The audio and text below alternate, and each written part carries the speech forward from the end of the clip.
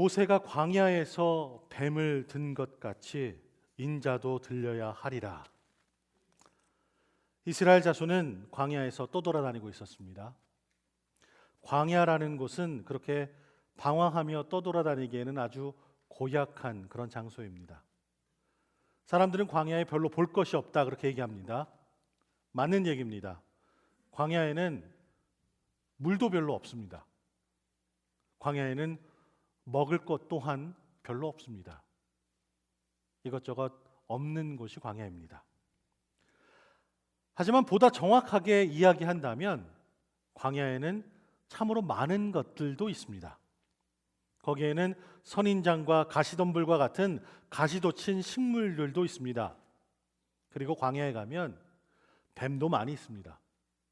그리고 거기에는 전갈도 많이 있습니다.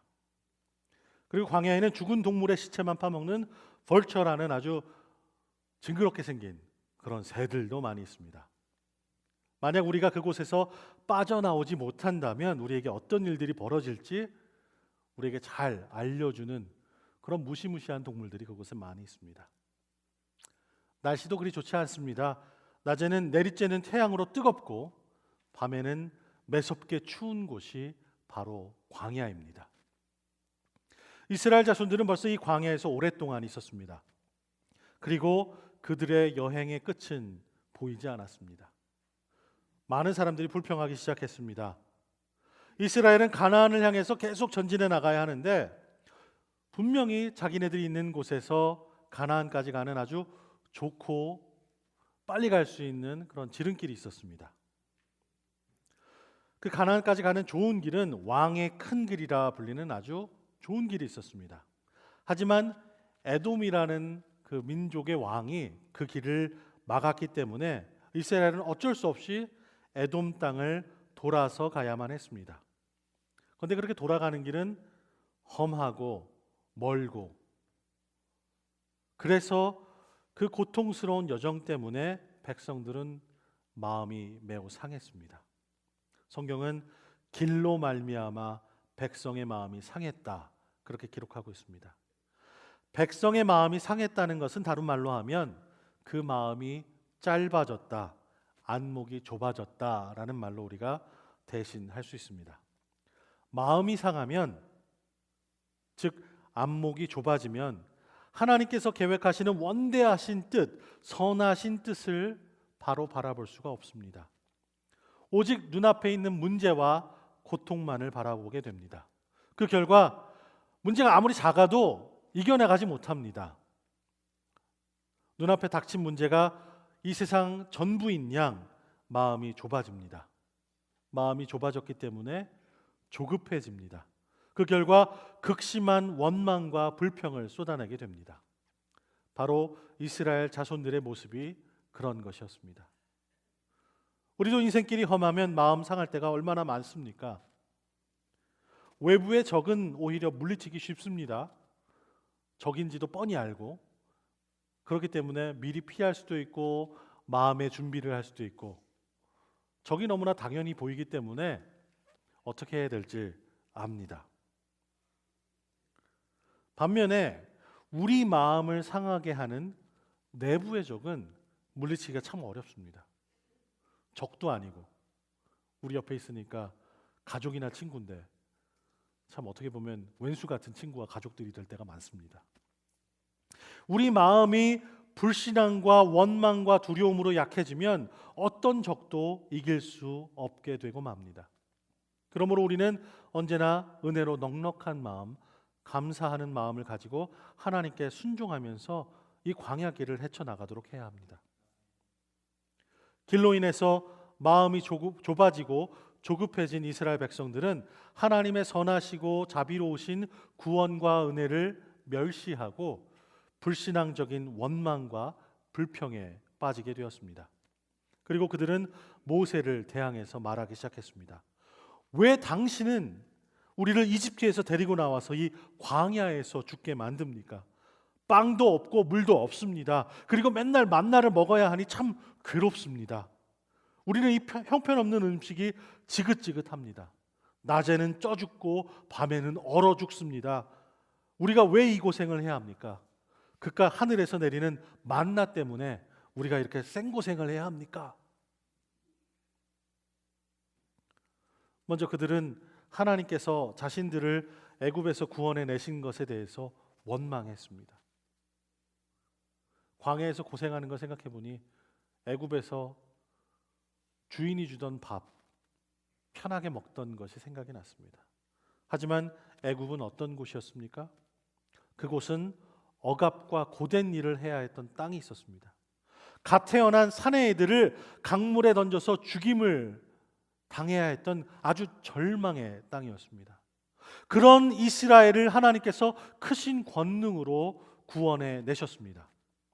그리고 그들에게 가나안 땅을 주시기 위해서 그곳에 가는 길을 이렇게 인도해 오셨습니다. 그런데 어찌해서 우리를 애굽에서 인도해 내어 광야에서 죽게 하느냐? 이스라엘 자손들은 하나님과 모세에게 따져 물었습니다.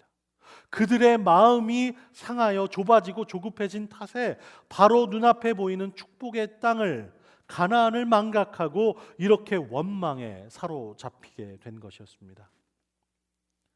이스라엘 백성들은 하나님의 인도하심과 공급하시는 은혜를 멸시하여 불평했습니다. 그들이 비록 거친 광야에서 생활을 했지만 하나님께서는 그들의 신발과 의복이 헤어지지 않고 발이 부르트지 않게 하셨다. 성경은 우리에게 증거해 줍니다. 물이 없으면 바위에서 생수를 내셨습니다. 하늘에서 만나를 내려서 그들을 먹이셨습니다. 이 만나야말로 하나님께서 그들에게 주신 모든 은혜를 대표할 만한 놀라운 음식이었습니다. 하나님께서 그들을 위해서 공급하신 음식이었으니 충분했습니다. 그러나 그들은 이 모든 하나님의 은혜를 멸시하고 불평했습니다. 그리고 매일 먹는 그 만나가 맛없는 음식이다, 하찮은 음식이다, 혹평했습니다. 그것은 배만 부르게 할 뿐 영양분도 없고 맛도 없다. 하나님 앞에 불평불만을 내뱉었습니다. 사람들은 너무 많은 불평을 했습니다. 그래서 하나님께서 그 사람들 가운데 독사를 보내셨습니다. 독이 오른 뱀들이 사람들을 물었습니다. 그리고 많은 사람들이 죽음을 맞이했습니다. 마침내 몇몇 사람들이 모세를 찾아와서 이 재앙을 제발 없애달라고, 그렇게 해달라고, 하나님께 기도를 좀 해달라고 부탁을 했습니다. 시간이 제법 걸렸지만 사람들은 마침내 하나님께로 돌아왔습니다. 하나님의 계획은 내내 이스라엘 자손들을 멸하시려는 것이 아니라 구원하시려는 것이었습니다. 그들을 애굽의 종살이에서 구원해 내신 분도 바로 하나님이셨습니다. 하나님께서 그들이 내뱉는 고통의 신음을 들으셨고 가슴 아파하셨습니다. 죄를 지은 백성들이 독사에 물릴 때 그들의 하늘 아버지께서도 마찬가지로 그 뱀에 물리는 고통을 함께 느끼셨습니다. 그리고 하나님께서는 그들이 죄에서 돌이키는 것을 보셨습니다. 그래서 은혜로우신 하나님께서는 모세의 중보기도를 들어주셨습니다. 하나님께서는 이스라엘 자손이 깨우친 교훈을 잊지 않으면서 멸망하지 않고 구원받을 방법을 찾으셨습니다. 그리고 하나님은 모세에게 명령하셨습니다. 노스로, 즉 청동으로 뱀을 만들어라. 이것은 그들에게 불순종했던 것을 기억나게 할 것이다. 그리고 청동뱀이 그들을 구원할 도구가 될 것이다. 막대 위에 못 박아 높이 달아서 모든 사람들이 볼 수 있게 하여라. 누구든 뱀에 물린 사람은 눈을 들어 그 뱀을 보면 살게 될 것이다. 모세가 청동으로 뱀을 만들어서 막대 위에 달았습니다. 그리고 그 뱀에 물린 사람들이 청동으로 만든 뱀을 올려다보고 살아났습니다. 하지만 저는 상상을 해봅니다. 그 중에 눈을 들어서 청동뱀을 보지 않았던 고집불통의 사람들이 분명히 있었을 것입니다. 성경 그런 사람들이 있었는지 없었는지 기록을 하진 않습니다. 하지만 우리가 우리 인간의 본성을 생각해 보면 꼭 그렇게 고집불통의 사람들이 꼭 몇몇 있습니다. 하나님의 지시를 따르기를 거부했던 사람이 분명 그 이스라엘 자손들 중에 있었을 것입니다. 위만 쳐다보면, 고개를 들기만 하면 사는데도 고집을 부리며 따르지 않았던 사람들이 분명히 있었을 것이라고 저는 생각합니다. 그들의 완강한 고집 때문에 구원의 하나님을 바라보는 대신에 죽임을 당했습니다. 사실 불뱀에게 물려 온몸에 독이 퍼져 열이 오르고 죽어가는 사람들이 놋뱀을 바라본다는 것은 상식적으로는 말이 안 되는 어리석은 일일 것입니다. 하지만 믿음은 하나님의 권능과 은혜를 힘입기 위하여 우리 인간의 어리석은 지혜를 버리는 것을 의미하기도 합니다. 우리는 자신의 지혜와 힘으로 사는 것이 아니라 하나님의 은혜로만 살 수 있습니다. 그러므로 어떤 경우에도 우리는 오직 하나님의 말씀대로만 순종하며 살아야 합니다. 우리가 다 알다시피 하나님의 자녀들은 언제나 광야에 있습니다. 성지순례를 하는 이스라엘의 광야를 이야기하는 것이 아닙니다. 하나님의 백성들이 살아가는 삶의 영적 환경을 이야기하는 것입니다. 이 세상은 영적으로 방황하기에 참으로 고약한 곳입니다. 많은 경우 영적 양식을 찾기가 참 어렵습니다. 이 세상은 생명의 양식과 생명수에 대해 아는 것이 전혀 없는 그런 곳입니다. 그리고 이 영적 광야에서의 밤은 마치 멈춰버린 심장처럼 차갑고 캄캄한 어둠으로 가득한 곳입니다. 그리고 낮은 지옥불처럼 뜨겁게 활활 타오릅니다. 그리고 설상가상으로 이 영적 광야에서는 수많은 죄로 가득합니다. 그리고 언제든지 우리를 쏘고 물어뜯기 위해서 곳곳에 그 죄악들이 도사리고 있습니다. 많은 사람들이 이런 위험들 속에 죽어갑니다. 그들은 영적 음식과 물이 없기 때문에 이 죄의 광야에서 죽어갑니다. 수많은 욕망에 물리고 쏘입니다. 어떤 이들은 컴컴하고 추운 죄의 밤 속의 길을 잃고 그 캄캄한 속에 헤매고 다닙니다. 또 다른 이들은 뜨겁게 타오르는 지옥불과 같은 한낮의 열기에 기진맥진 숨을 헐떡거리고 있습니다. 여러분의 주변을 둘러보시기 바랍니다. 탐욕과 음란함이라는 죄에 사로잡힌 사람들이 우리 주변엔 너무나도 많이 있습니다. 헛되고 파괴적인 욕망에 매여 있는 사람들이 우리 삶 속에, 우리 주변에, 우리 가정에 있습니다. 육신의 욕망을 쫓아서 방황하기 때문에 주변을 둘러볼 그 여유가 없는 사람들이 너무나도 많습니다. 더 크고 더 빠르고 더 높고 더 많고 더 넓은 것들만 찾느라 벼랑에서 떨어지는 줄도 모르고 그렇게 달려가고만 있습니다. 너무도 많은 사람들이 이 죄악이라는 광야에서 길을 잃고 헤매고 있습니다. 모두가 이 영적 광야에서 고통을 당하고 있고 많은 사람들이 멸망의 길을 향해 가고 있습니다. 하지만 하나님께서는 무슨 일이 어떻게 되어가는지 눈을 가리고 계신 것이 아닙니다. 하나님께서는 다 보고 계시고 우리의 인생의 모습을 보고 안타까워하십니다. 멸망을 향해 달려가는 이들을 보고 계시고 고통 속에서 신음하시는 그들의 울음을 들으십니다. 우리의 하늘 아버지께서는 그들의 고통당하는 아픔조차 그 자리에서 함께 느끼고 계십니다. 하나님께서는 세상을 너무도 사랑하셔서 누구도 멸망당하는 것을 원하지 않으십니다. 그래서 하나님께서는 모든 사람을 구원할 방법을 만들기로 결심하셨습니다.